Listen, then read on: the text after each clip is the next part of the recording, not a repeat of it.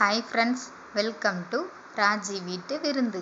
இன்றைக்கி நாம் அங்கன்வாடி சத்து மாவு வச்சு 2 சிம்பிளான சூப்பரான டிஷ் தான் பண்ண போகிறோம். சத்து மாவு புட்டு, இன்னொன்று சத்து மாவு பிடிக்கொழுக்கட்டை.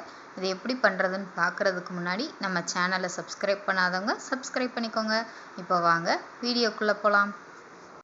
ஃபஸ்ட்டு நம்ம சத்து மாவு புட்டுக்கு மாவு ரெடி பண்ணிடலாம்.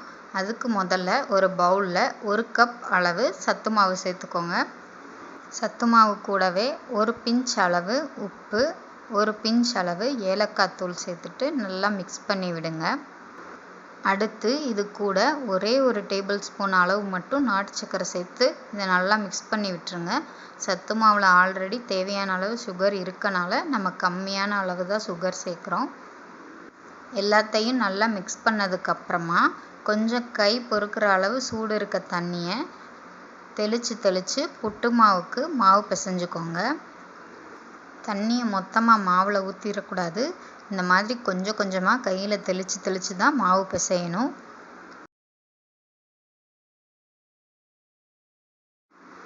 புட்டுக்கு மாவு ரெடி ஆயிடுச்சு. இதை ஒரு மிக்ஸி ஜாரில் ட்ரான்ஸ்ஃபர் பண்ணிவிட்டு இது கூட ஒரு 1/4 கப் அளவு மட்டும் துருவின தேங்காய் சேர்த்துட்டு 1 2 3 4ன்னு 4 பல்ஸ் மட்டும் இதை அரைச்சிக்கோங்க. பாருங்கள் புட்டு மாவு எவ்வளோ உதிரி உதிரியாக வந்திருக்குன்னு. இந்த புட்டு மாவை ஒரு இட்லி தட்டுக்கு மாற்றிடலாம். உங்ககிட்ட புட்டு குடம் இருந்துச்சுன்னா நீங்கள் அதை யூஸ் பண்ணி கூட தாராளமாக புட்டை வச்சுக்கலாம். என்கிட்ட புட்டு குடம் இல்லாதனால நான் இட்லி தட்டிலே புட்டை வச்சு எடுத்துக்க போகிறேன்.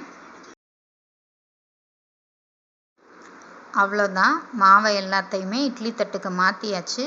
இதை ஒரு ஓரமாக வச்சுட்டு நம்ம பிடிக்கொழுக்கட்டைக்கும் மாவு பிசைஞ்சு எடுத்துடலாம். கொழுக்கட்டைக்கு மாவு பிசைகிறதுக்கு முன்னாடி அடுப்பில் ஒரு பேனை வச்சு ஹீட் பண்ணிவிட்டு 1 டேபிள் ஸ்பூன் அளவு வெள்ளை எள்ளு சேர்த்து ரோஸ்ட் பண்ணிக்கோங்க. உங்ககிட்ட எள்ளு இல்லைன்னா பரவாயில்லை, நீங்கள் பொட்டுக்கடலையை கூட ரோஸ்ட் பண்ணி சேர்த்துக்கலாம். லோ ஃப்ளேம்லேயே 5 நிமிஷம் மட்டும் எள்ளை நல்லா ரோஸ்ட் பண்ணால் போதும். 5 நிமிஷம் ஆனதுக்கப்புறம் ஸ்டவ் ஆஃப் பண்ணிடுங்க. இப்போது நம்ம புட்டு மாவு பிசைஞ்ச பவுல்லையே திரும்பவும் 1 கப் அளவு சத்து மாவு எடுத்துக்கோங்க.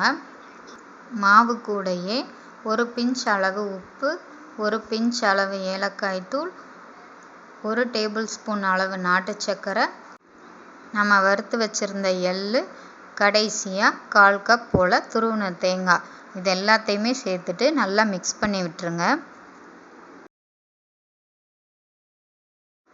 அடுத்து வெதுவெதுப்பான தண்ணியை இந்த மாதிரி தொளிச்சு சப்பாத்தி மாவு பதத்துக்கு இந்த சத்து மாவை பிசைஞ்சு எடுத்துக்கோங்க. இந்த 2 டிஷ்மே பண்ணுறதுக்கு உங்களுக்கு மொத்தமாக 1/2 மணி நேரம் கூட ஆகாது. நீங்கள் அதுக்குள்ளேயே சீக்கிரமாக பண்ணிடலாம். அவ்வளோதான், கொழுக்கட்டைக்கு மாவு ரெடி பண்ணிட்டோம். பாருங்கள், மாவு எடுத்து பிடிக்கும்போது உங்களுக்கு இந்த மாதிரி ஸ்டிஃபாக நிற்கணும். இந்த பக்குவத்தில் நீங்கள் மாவு பிசைஞ்சுக்கோங்க. கொழுக்கட்டையெல்லாம் பிடிக்கிறதுக்கு முன்னாடி கையில் கொஞ்சமாக தேங்காய் எண்ணெய் சேர்த்துக்கோங்க. தேங்காய் எண்ணெய் வாசத்தோடு கொழுக்கட்டை சாப்பிடும்போது அவ்வளோ ஒரு டேஸ்ட்டாக இருக்கும். இப்போது இன்னொரு இட்லி பிளேட்டில் கொஞ்சம் கொஞ்சமாக மாவு எடுத்து ஒவ்வொரு கொழுக்கட்டையாக பிடிச்சு இட்லி தட்டில் வச்சுருங்க.